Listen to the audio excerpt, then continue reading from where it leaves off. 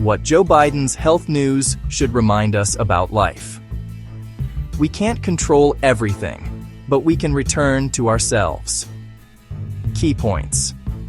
Life isn't a race. Practice micro moments of arrival to feel grounded, present, and whole. Tension arises from chasing more and performing an illusion of who we think we should be. It's easy to forget the value of simply being. Joe Biden's health announcement reminds us. Every moment is an arrival. When news broke recently about former President Joe Biden's cancer diagnosis, reactions ranged from concern to political speculation. But for me, the announcement landed differently. It wasn't just about politics or policy, it was a human moment. A reminder that no matter who we are, what we've achieved, or how powerful we may seem, life is still life.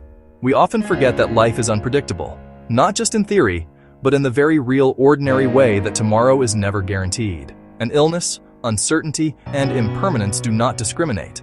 Yet we live most of our days as if the present moment is merely a means to an end. The hidden tension behind our everyday stress. Over the past few years, I've come to understand my own struggles and those of the students I teach through a concept I call tension theory. This is not yet a formal model, but it's a framework that has guided how I manage stress, how I relate to others, and how I teach human development. The basic idea is this. Much of our suffering comes partly from two invisible forces that shape how we respond to them: temptation and illusion. Temptation is the cultural and internalized pull toward more productivity, more recognition, more likes, more money. It convinces us that our value lies in how much we do and how quickly we improve. Illusion is the false identity we construct to meet expectations, our curated self, crafted to appear competent, beautiful, in control, or ahead. This theory came to life for me as I reflected on my own experience as a professor, the social image it carries, the perceived status, the illusion of who I thought I needed to be, and the constant temptation to be efficient, productive, and accountable. The pressure wasn't always external. Often, it came from within. A quiet urgency to prove that I was doing enough, that I was enough. And I began to see. This tension wasn't just mine. It was all around me, in students, colleagues, parents, and even public figures. It revealed itself in how we move through the world, always rushing forward, rarely feeling at ease in the present. That's when I realized, we've forgotten how to simply arrive.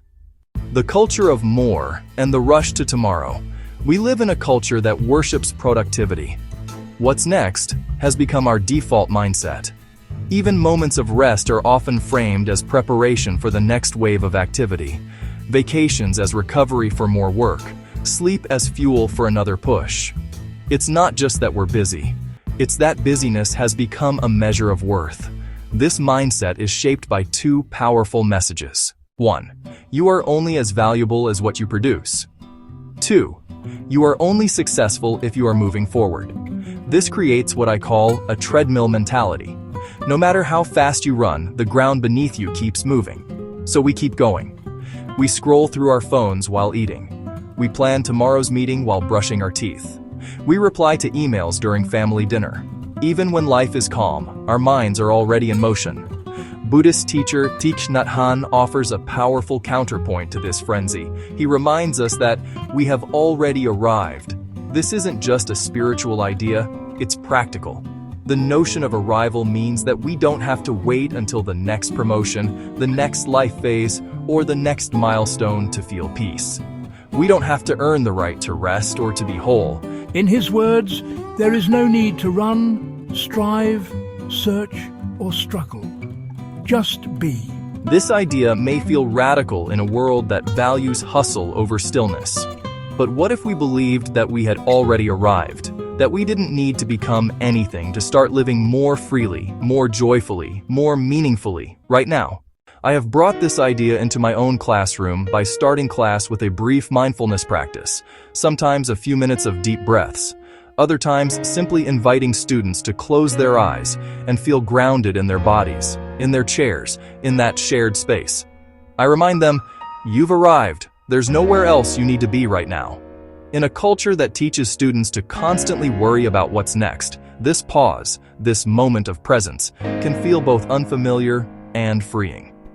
A student wrote in a course evaluation, "I have never had this exercise in any of my classes before.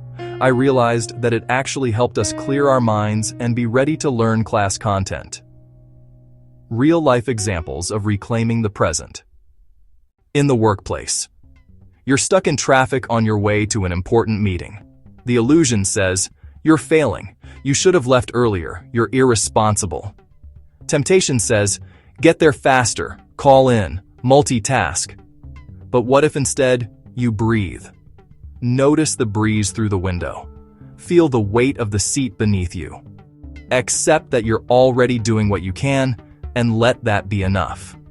In parenting, your child is having a meltdown at the store. The illusion says, "You're a bad parent. Others are judging." Temptation says, "Fix this fast. Get control." But what if you kneel down, make eye contact, and say, "It's okay to feel upset. I'm here." In that moment, you model presence, not perfection.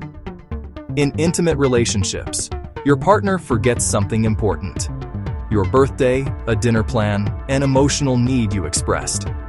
The illusion says, "If they loved me, they'd never forget." Temptation says, "Withdraw. Teach them a lesson." But presence invites a different choice. I feel hurt, and I want to talk about it when we're both calm. Being present doesn't mean suppressing pain. It means choosing connection over punishment. In influencer culture and body image, you scroll through your feed and see someone your age looking flawless, glowing skin, sculpted body, perfect lighting. The illusion says, "You should look like that. You're falling behind." Temptation says, "Buy more products, work harder, fix yourself." But what if you remember that beauty filtered through comparison is not truth? What if your body, alive, aging, changing, is not a problem to be solved, but a home to return to? 3 ways to live with less tension, more presence. 1. Resist the temptation of more. When you feel the urge to maximize everything, pause. Ask, who am I trying to impress right now, and why? Simpler is often saner. 2. Challenge the elusive self. Are you doing something because it aligns with your values, or because it looks good? If it's the latter, you may be performing instead of living. 3. Practice micro moments of now. You don't need a weekend retreat. Sip your coffee without your phone. Greet a coworker with real attention. Laugh more, even if nothing's perfect. These small pauses are moments of arrival, reminders that you're already here, already enough. President Biden's health update is not just about him. It's about us.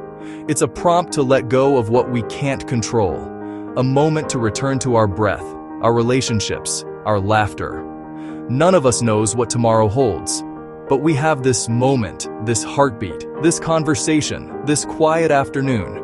And that's enough to begin living. Live now, freely, humbly, with each other.